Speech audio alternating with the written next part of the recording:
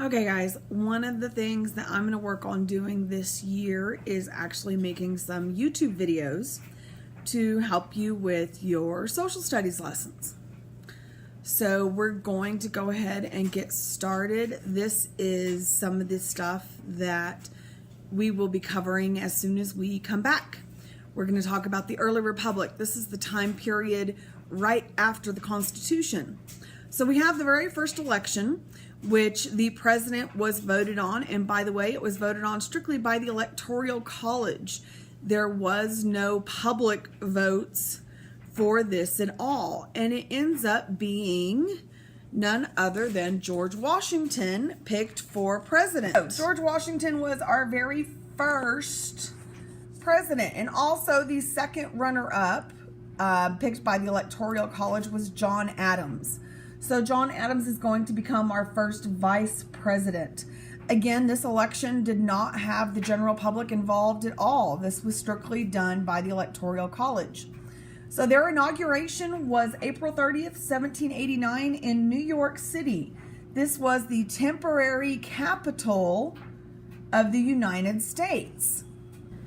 Now, with the election of a president, we end up electing, or the president puts together his cabinet. Now, what the presidential cabinet is a group of men that he assigns to different departments. These group of men become his advisors. Their whole job is to give the president advice on the specialized departments. So, again, the people that advise the president are his cabinet. So the departments that we are going to cover is the State Department.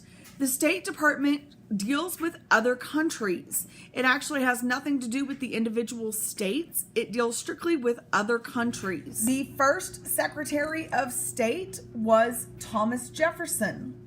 Then we have the War Department. Of course, just like it sounds, this department deals with war and the military. This is Henry Knox. Our Treasury Department, which deals with money, is Alexander Hamilton. Now, this is important because Hamilton and Jefferson have very different views on the Constitution, and this is going to come into play later. Now, the Justice Department, this deals with administration of justice. This is your Attorney General. The first Attorney General was Edmund Randolph. Also part of the cabinet was the Postal Service. So the first Postmaster General, or the guy who was in charge of establishing a post office, is Samuel Osgood. Now, in 1789, we also have the Judiciary Act. The Constitution gave little direction on how the federal court system was to be set up. So the Judiciary Act acts as a way of setting up the federal court systems. So what this did is it gives us 13 district courts, 3 circuit court of appeals. Now, all the states still maintain their state district courts at their own level. The Judiciary Act only deals with federal level courts. It also assigns 6 justices to the Supreme Court. These justices are, of course, appointed by the president. We end up with 1 Chief Justice. The first Chief Justice is a Mr. John Jay. So John Jay becomes our first Chief Justice, and he's going to be the Chief Justice of the Supreme Court until he dies. Because remember, the justices serve a lifetime sentence. There isn't a limit on how many years that they can work. Now we're going to go back to Alexander Hamilton. Remember, he was the Secretary of Treasury, which means that he had to deal with money. So he had these ideas on how to get the United States on its feet after the Revolutionary War. First, he said the U.S. would pay off all debts, including the debts owed by individual states. Second, he wanted to raise revenue by raising tariffs. Now, tariffs are taxes on imported goods. And third, he wanted to establish a national bank that is owned entirely by the government and private investors. This would establish a national mint that would print paper money. Now, this idea was supported greatly by the North. This is considered a loose view of the Constitution. He would state that the elastic clause gave him the authority to do what was necessary and proper. So this is supported by businessmen and strong central government. However, in the South, they were not happy about it. The South had already paid most of their debts off. So they saw this as a reward to the North for failing to pay theirs. The South opposed the tariff because most of their goods were imported. Remember, they raised cotton, rice, and indigo and imported everything else.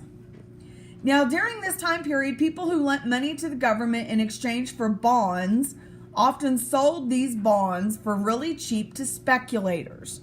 Now, speculators are people who will buy items at a low price, hoping that it eventually will go up in value. So under Hamilton's plan, these speculators would gain a profit.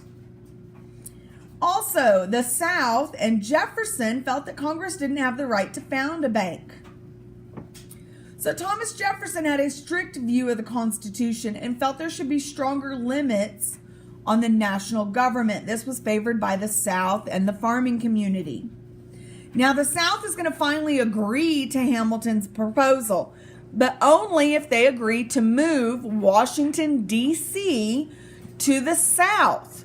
Or the capital to the South. So they're going to move the capital from New York City down to Washington, D.C. And this is how we end up with Washington, D.C. as our capital. Now, with all this and the tariffs, Hamilton encourages Congress to pass a tax on whiskey.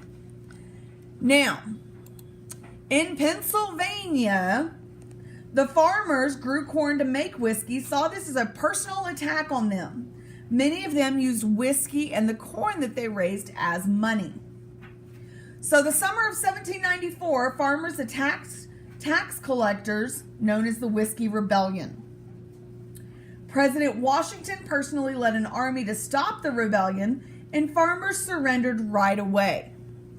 This proves that the U.S. government was powerful and would use force if its people didn't follow the law. Now, if you're in my class, you know I like to give you some notes.